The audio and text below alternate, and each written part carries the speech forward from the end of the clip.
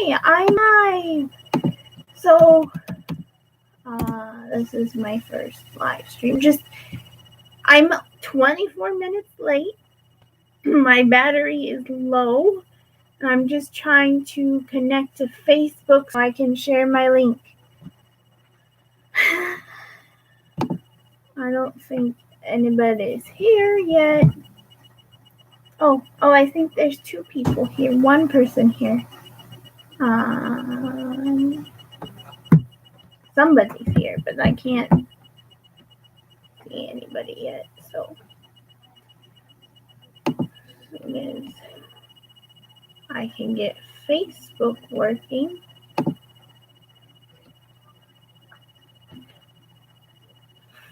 It's not gonna work. It's gonna be a jerk head. Nobody's here now, so people left already. That's fine. Close.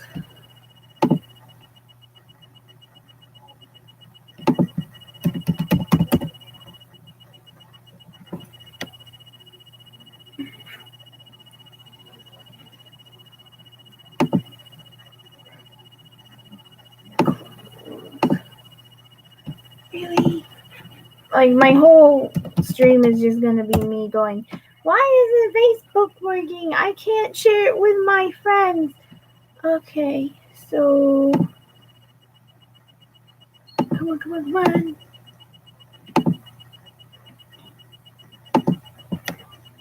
Yeah, and now it's froze. It doesn't want to do Facebook while I'm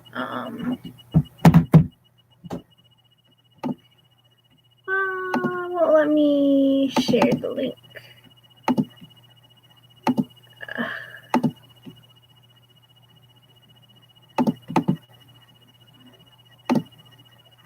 I'm just trying to get the link up. I'm sorry for the one person who's watching me right now.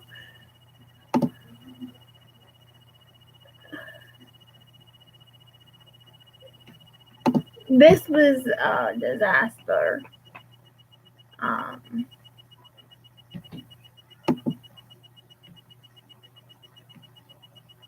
Doesn't want to.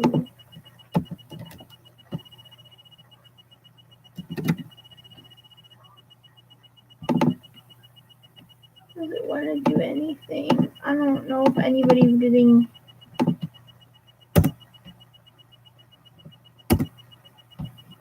It won't let me submit anything, so I can't share my live stream with anybody.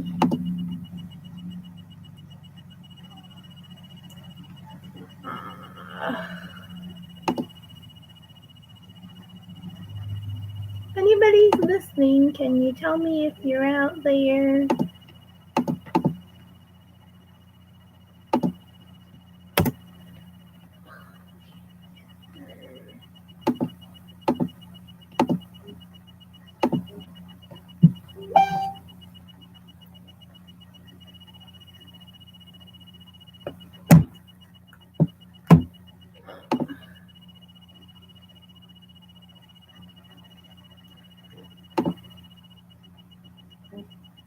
It's just gonna be another minute, guys. I'm just trying to get this up. I know only one person. Oh, two people are here now, and I gotta thank you.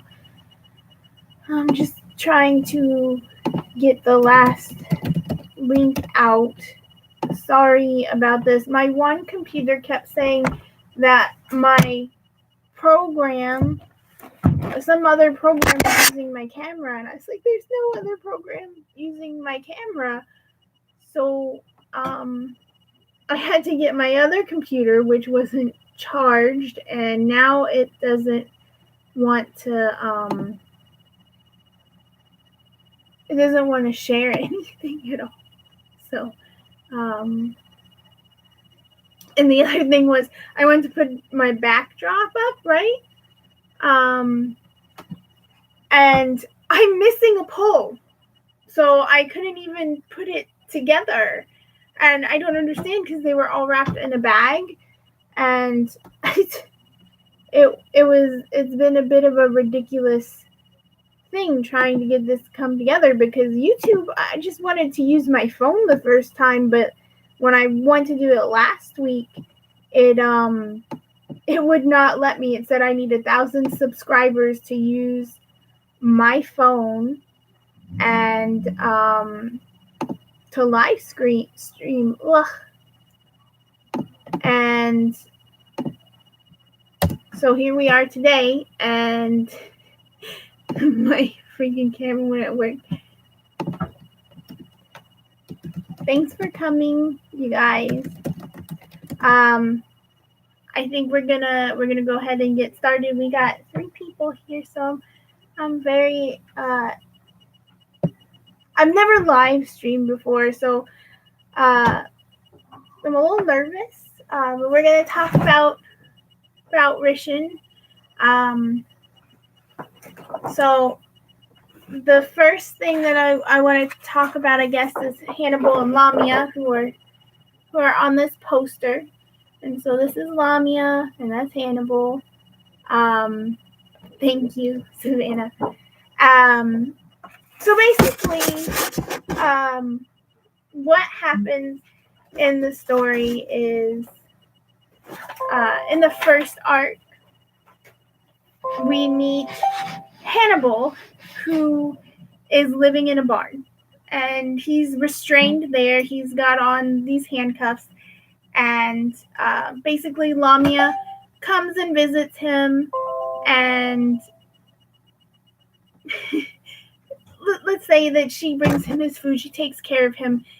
When she was young, she found him unconscious outside, and because he has very different ears, the members of her cult, called the Will of the People, pretty much said, oh, we have to destroy him. He's a demon. He's not good, blah, blah, blah. And she said, well, this is against all your teaching. She convinced the head of the church to pretty much say, yeah, okay, we can let him live, but, based on his behavior, blah, blah, blah. So they take him to the barn, and that's where he lives, and she helps take care of him for 13 years. So starting when she was 5 to when she was 18.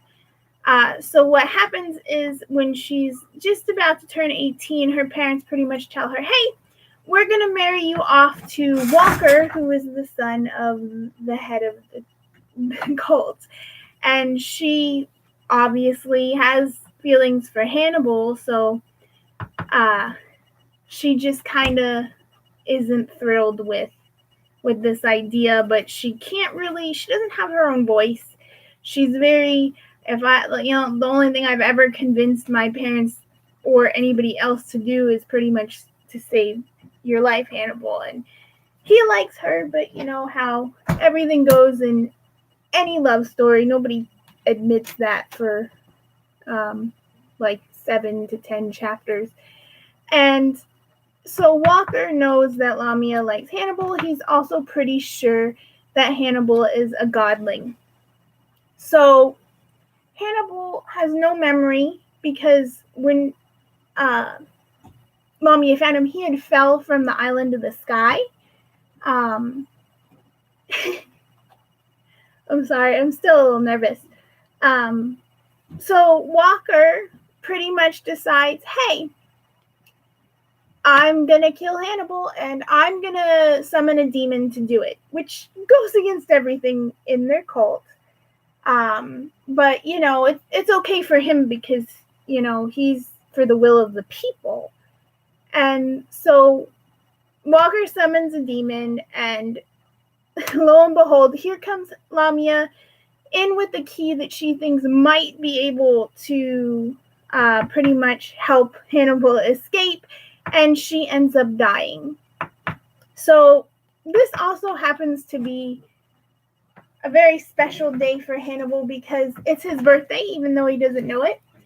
And so once he's kind of enraged and he breaks the chains, he's hit by the moonlight, and his brothers are finally able to find him, and they help him defeat the first monster. And I'm not going to tell you how, because when it comes out, you're going to have to read it. But the next part is basically they want Hannibal to come back to the island of the sky and help them rebuild it. Because without him, they can't get there. They can't have the magic flow again. And their mother, who's a full-fledged raging goddess, I would tell you to take all the negative characteristics of Zeus and Hera, whom, you know, you gotta love them, but, you know, you take their jealousy and their, what's the word? Wouldn't be Hera's, but Zeus's ideology of marriage and what it's okay to do in marriage, and you kind of you get the idea where I'm going. She's got a lot of kids. She has control issues. She's got a lot of jealousy issues.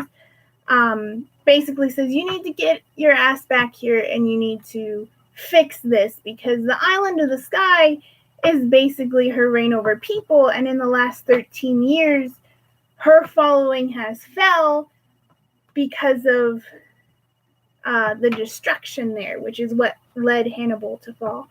Thank you, Kim. I'm trying. I'm really nervous. So this is where we get into it, is that Hannibal has no interest in saving the world. He has no interest in doing anything for his mother, and he has no interest in helping them replenish the magic of the island of the sky.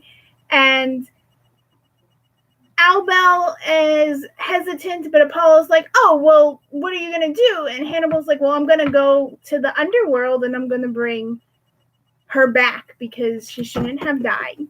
And so a lot of you are going to jump to immediately Orpheus and Eurydice, and it's one of the best known Greek myths that have to do with I don't want to say the best known, because Hades and Persephone is probably the best known underworld myth. But it is also, if you don't know that myth, we'll get into it in just a second. It has parallels to the Japanese origin stories of look at my paper because I always mess up their names, but it's Izanagi and Izanami, and we're going to get into how that compares. But really, it gets a closer draw to Dionysus and Ariadne in some points. There are certain characters also named after deities, but they are not the same. I want to put that out there. One of the brothers is named Apollo, but I do not in any way, shape, or form want anybody to think that this is my depiction of how Apollo was in Greek mythology. He was named in the honor of, not the same. I don't like to, I believe in using mythology and folklore to inspire stories. I don't believe really in taking the exact ones and writing a story around it. Because like if you see Percy Jackson, if you've ever read Percy Jackson, you're going to get a very unappreciated approach to Dionysus, I would say. Thank you. So I'll dive into the fact that Orpheus is basically his wife dies and he goes into the underworld to get her soul back. He wins kind of over Persephone with his lyre. He's very well known for his beautiful music. And Sam has informed me that that they just made a modern day version of this myth. And I'm kind of interested in seeing it because I get really excited, but then I'm like, oh, I don't know if it's going to make me upset about some things like Percy Jackson did. I do like some of Percy Jackson. It's just like the depiction of Dionysus is awful. It's so bad. Hades Town. Thank you, Sam. So anyway, Orpheus basically he wins over Persephone, and she's like, "Come on, Hades, let him do it." And Hades goes, "All right, you can have your wife back if you can make it up all the way to the top and never look back at her." And unfortunately, with Orpheus, he gets all the way to the top and he looks back, and then her soul just goes whoosh way back into the underworld. He became insecure if she was following him or not. And I mean, that's something that's harder than most people would think. I mean, if you could think going all the way from the underworld all the way up back to the top and wondering if the person that you love really loved you enough to follow you back, that's a scary thing. Like, what if so in the Japanese tale or myth, Izanagi and Izanami basically get married, and because she walked and spoke on the other side of the pillar first, all their children turn ugly, and they basically became all the islands and lands of the West. And they go, to the other, I think it's the 7 or 13 heavenly bodies. Forgive me, I'm nervous, so I'm getting a little anxious here. But they go to them and they're like, "Why are all of our children coming out hideous?" And they basically say, "Because the woman spoke first." And so they go through the process again, and Izanagi speaks first, and then they give birth to Japan. So in this story, Izanami is pregnant with a fire demon. So she's giving birth to this fire demon, and she starts vomiting, and from her vomit, other beings are born, and then she dies. Well, you can imagine Izanagi is really heartbroken, okay? So he goes down into the underworld to get her back, and basically she says, "Okay, but you can't look at me until we're out of here." Then at first, Izanagi's kind of like, all right, sure. But after a while, he's kind of like, "Why doesn't my wife want me to look at her? Why doesn't she want me to see her?" So he takes a comb, and I can't remember if he brushes his hair with it and then lights it on fire precisely right now. But basically, he lights his comb on fire, and he reveals his wife, Izanami. And she is no longer this beautiful, striking goddess that he fell in love with. She's like this disgusting corpse-looking thing crawling with maggots. And he's like, "Ew, no, this isn't going to work out. I can't." And she's like, "What do you mean?" And he's like, "No, bye, see ya." And he's getting ready to go. And she's like, "If you leave me here, I'm gonna kill hundreds of people a day." And he's like, "That's okay. I'm gonna seal it up. I'll make more." He's like, "This is, it's kind of harsh. It's kind of not what we would think of love, but you think back in some of the ancient days, they were new at this stuff. They hadn't quite figured it out yet." And he took off. He sealed the underworld after being pursued, and she was stuck there. So now what I like about Ariadne is sometimes she is compared to Persephone. There's a lot of parallels with the story of Theseus and the bull and Persephone. It's a little more detailed than we're going to get to in this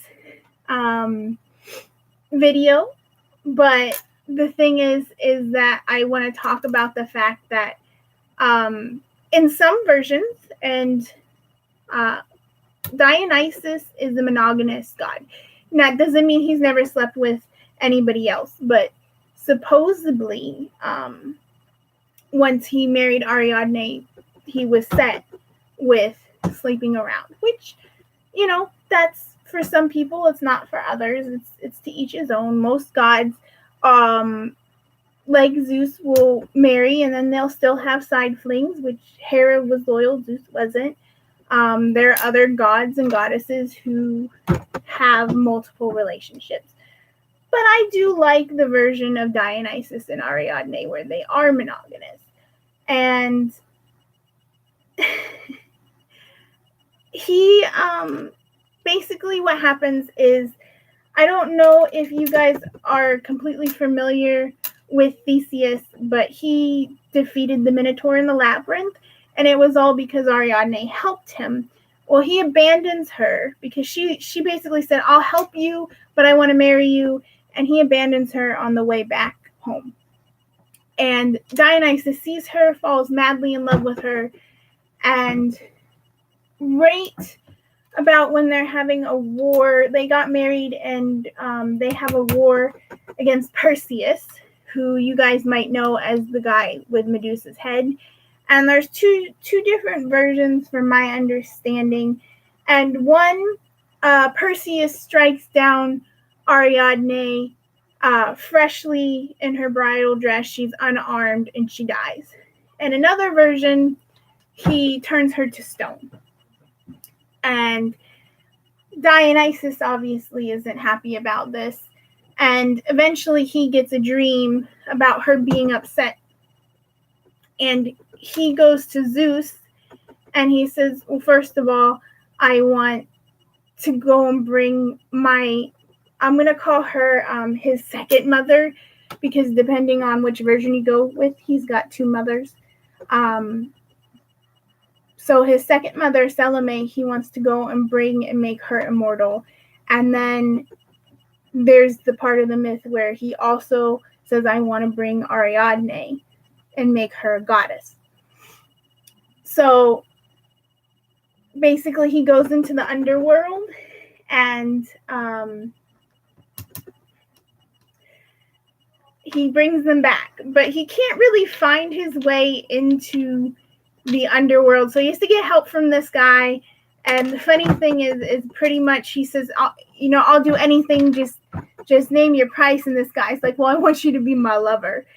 And so by the time Dionysus brings his mom and Ariadne back to the upper world, this gentleman has passed away, and he actually creates out of a fig branch a doodle and leaves it on the man's grave, fulfilling his promise to be his lover. If you need an explanation on what doodle is, you can feel free to PM me. I think most of you might understand what a doodle is, but I can't be that explicit on YouTube. There's all kinds of new rules. So I'm sorry, I'm a little bit still anxious.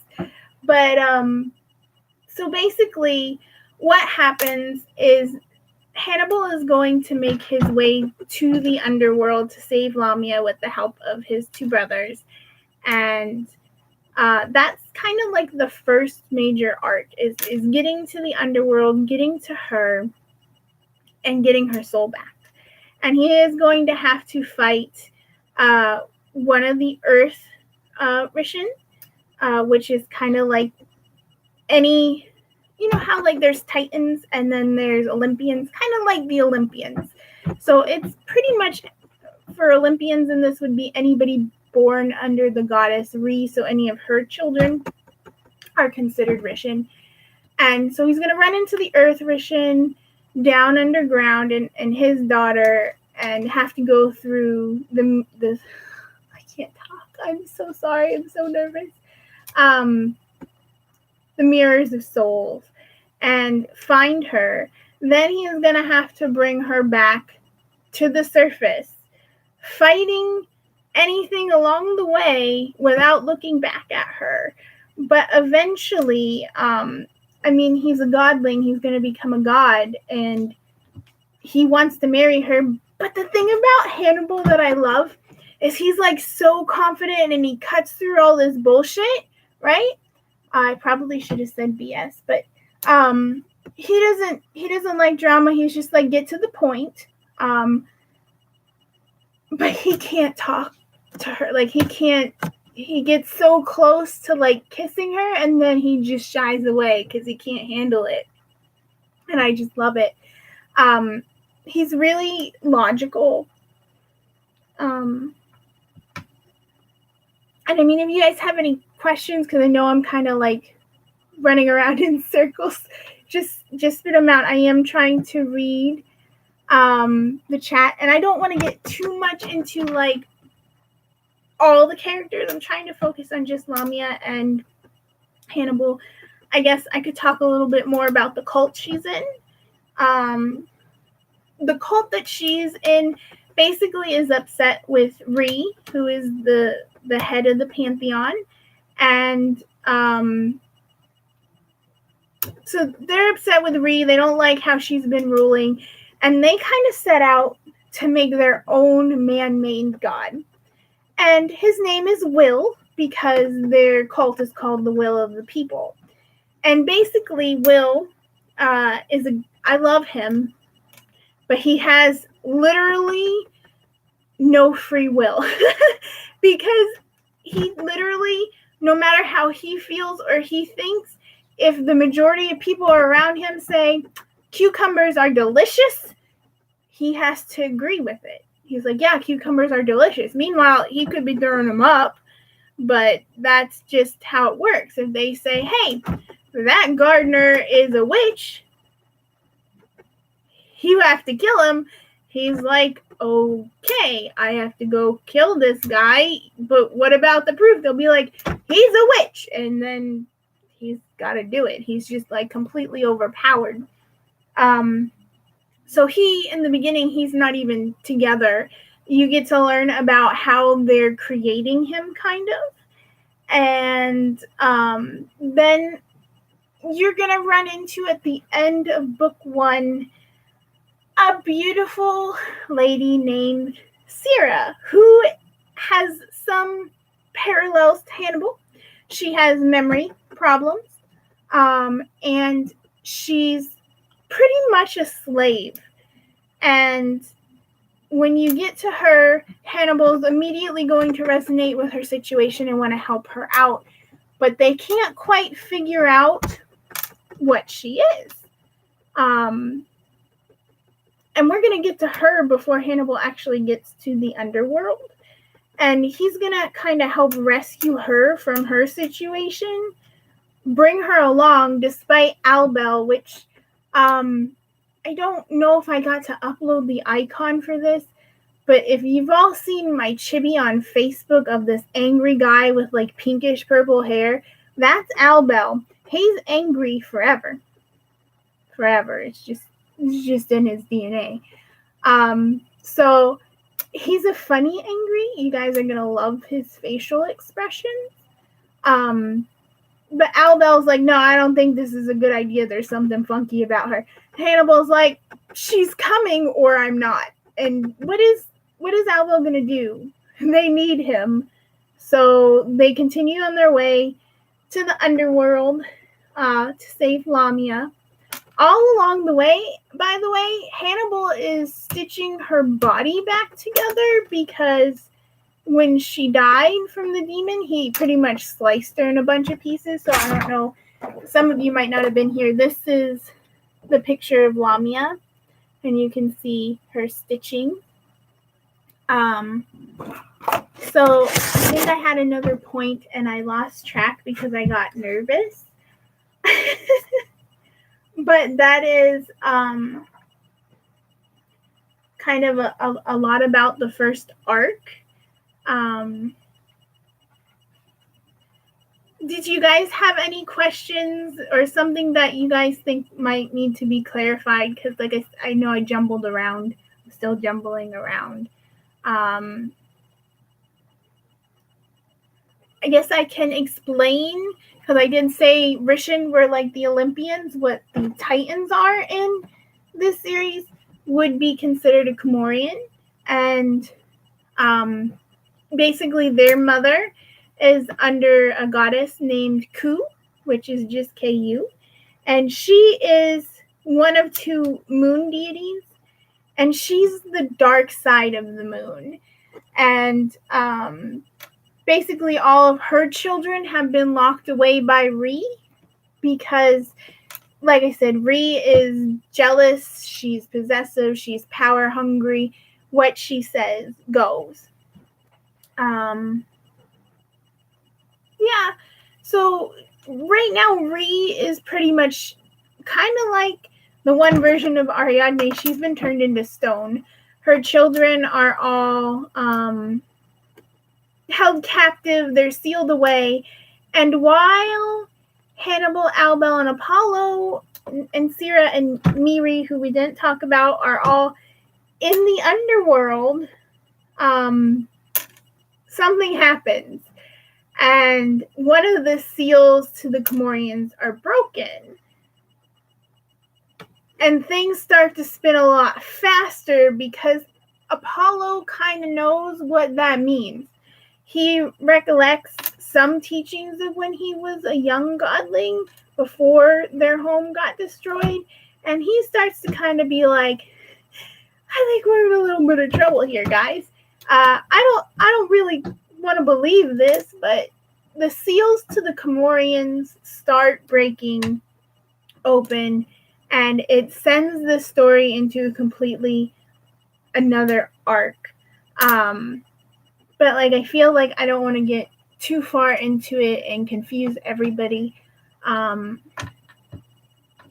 mean, I can tell you a fun fact about Orpheus if you guys want. So I think it's called oomancy or ovomancy. There's two different ways of spelling it. I might be pronouncing it wrong, but it's basically divination by eggs, and Orpheus invented it. So if you ever want to get into some Orphic divination, you can divine by eggs. Yeah. So this isn't at all go as smoothly as I wanted, but I totally appreciate your guys' support. And I'm thinking that next time I will probably be a little bit better prepared. You know, September and October energy is always kind of crazy for me.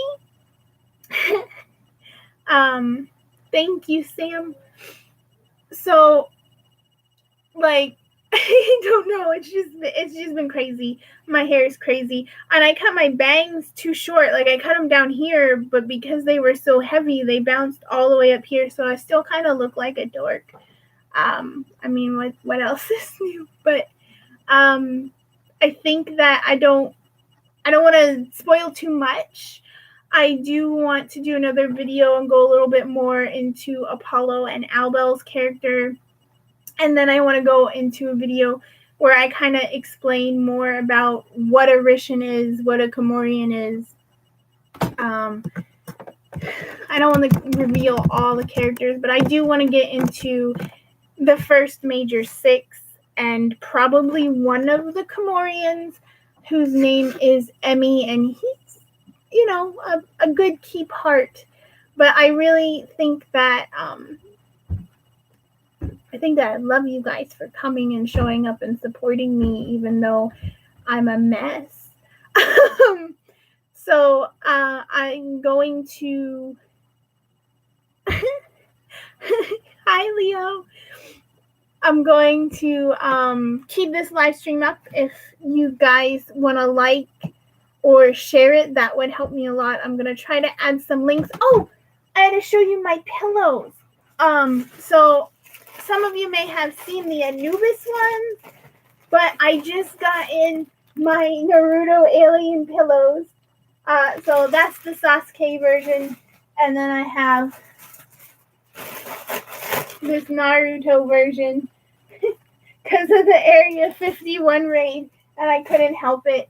And then I also got, I still have Anubis and Bast pillows, but I made Sailor Neptune as well. She came out pretty cute.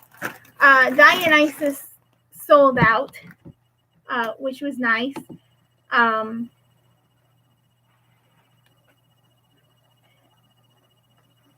Thank you, Savannah. I'll probably bumble less next time. My confidence will probably go up. I was actually talking to an artist who does his own comic book. I talked to two of them actually at the last convention I was at, and I was like, I'm really shy. I'm really hard to talk to people. Like, it's hard for me to get on camera. Can win the Voice of SuperCon 2017 to 18. This is different. I don't know. I'm just shy. So he said to get a mask, and there's an Anubis one that I really want, but it's $200. So I'm going to be getting back into 3D sculpting at some point, and I'm hoping that I'll be able to make one. I don't know that I'm going to use it for the live streams, but I think that'll help when I'm at conventions and I'm explaining. I get this down a little more packed. But I mean, thank you. Do you guys have any questions? Anything I can answer? Because I don't know what to say anymore. I'm just so happy you guys are here. So give it a second, because I don't know how long I'm supposed to wait. I know like the first 5 minutes of the stream was me going, I'm trying to get the links out. I'm sorry.